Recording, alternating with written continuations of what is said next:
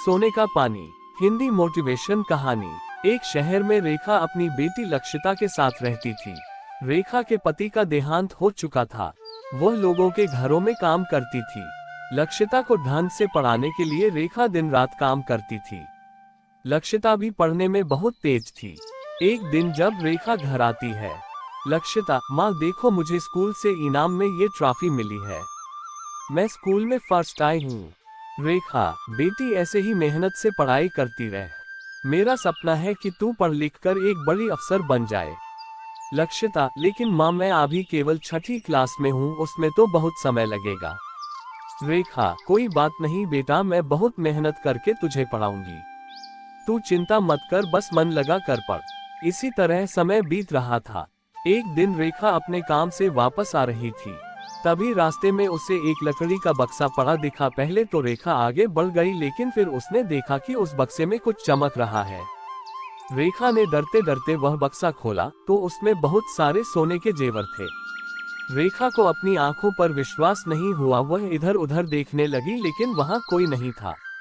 रेखा बक्से को उठाकर घर ले आई। रेखा, देख बेटी मुझे क्या मिला। इतने सारे जेवर, अब हमें कभी पैसों की कमी नहीं होगी। लक्षिता, माँ ये कहाँ से आए। रेखा, बेटी ये लगता है भगवान जी ने हमारे दुखों को दूर करने के लिए भेजे हैं, लेकिन तू इसके बारे में किसी से कुछ मत कहना। रेखा बक्से को संभाल कर छुपा कर रख देती है। अगले दिन उस बक्से में से एक अंगूठी निकालकर बाजार में एक सुनार की दुकान पर बेचने जाती है। रेखा, भैया मुझे ये अंगूठी बेचनी है। सुनार अंगूठी लेकर उसकी जांच करता है। फिर वह कहता है, सुनार, ये अंगूठी कहाँ से लाए हो। ये तो नकली है, इस पर केवल सोने का पानी है, अंदर तो सब पीतल ही पीलत है, इसके तो कोई 2 रुपये भी नहीं देगा। ये सुनकर रेखा परेशान हो जाती है। रेखा, एक का करो सेठ जी, यह मुझे वापस दे दो। सुनार, लेता है, तुझे पैसों की सख्त जरूरत है। एक काम कर, मैं इस अंगूठी के तुझे 100 रुपये दे देता हूँ। रेखा पैसे लेकर घर आ जाती है। रेखा, भगवान ने हमारे साथ धोखा किया है, हमें नकली जेवर दे दिए, ये तो सब पीतल के हैं। वो तो सुनार ने तरस खाकर मुझे 100 रुपये दे दिए। लक्षिता बहुत चालाक थी। वह समझ गई कि सुनार ने मेरी सीधी सादी माँ को बेवकूफ बनाया है। लक्षिता, माँ तुम एक काम करो, सुनार के पास चलो, उसे 100 रुपये वापस देकर अंगूठ वापस ले आते हैं। रेखा मना करती रही, लेकिन लक्षिता उसे लेकर सुनार की दुकान पर पहुंच गई। रेखा, सेठ जी वो अंगूठी मेरी सास की थी, वो अब झगड़ा कर रही हैं, आप अपने 100 रुपये ले लो और अंगूठी वापस कर दो। सुनार, अरे उस पीतल की अंगूठी का क्या करेगी, ये ले 100 रुपये और ले जा, मुझे तो अंगूठी की बनावट अच्छी लगी इसलिए रख ली, इसे देखकर मैं सोने की अंगूठी बनवा लूंगा। लक्षिता, नहीं सेठ जी, आप हमारी अंगूठी वापस कर दो, नहीं तो मेरी दादी यहीं आकर झगड़ा करेगी। सुनार बड़ी मुश्किल से अंगूठी वापस करता है। अंगूठी लेकर दोनों घर आ जाती हैं। रेखा, अच्छे भले 200 रुपये दे रहा था, ले लेती, इस पीतल की अंगूठी का क्या करेंगे, कोई 2 रुपये भी नहीं देगा। लक्षिता, माँ आपको शायद पता नहीं है, वो सुनार हमें बेवकूफ बना रहा था। मुझे लगता है यह अंगूठी सोने की है। मैं इसे कल स्कूल ले जाऊंगी, हमारी साइंस लैब में इसका पता लग जाएगा। मैं अपनी मैडम से इसे चेक करवा लूंगी। अगले दिन लक्षिता खुशी खुशी घर आए। शाम को जब रेखा वापस आई तो लक्षिता ने उसे बताया। लक्षिता, माँ ये अंगूठी सोने की है, उस सुनार की नीयत खराब हो गई थी।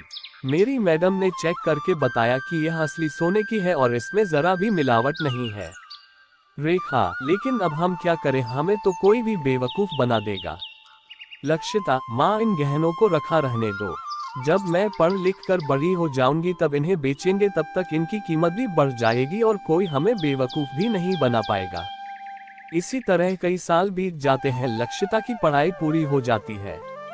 पढ़ाई पूरी होने के बाद वह ज्वेलरी डिजाइनिंग का कोर्स करती है। उसके बाद वह कुछ गहने बेचकर मार्केट में एक दुकान खरीद लेती है। फिर दुकान के पिछले हिस्से में सोने के कारीगरों को नौकरी पर रख लेती है। इसके बाद इन गहनों को पिघला कर सुंदर सुंदर गहने बनवा कर दुकान में सजा देती है। लक्षिता और उसकी माँ दोनों दुकान पर बैठ जाती हैं। लक्षिता नए नए डिजाइन के गहने बनवाती, जिससे उसके गहने हाथों हाथ बिक जाते। कुछ ही दिनों में उनकी दुकान अच्छी चलने लगती है। एक दिन दुकान पर वही सुनार आता है। सुनार, बेटी क्या तुम मेरे लिए गहने डिजाइन कर दोगी? मेरे पुराने डिजाइन के गहने कोई नहीं खरीदता।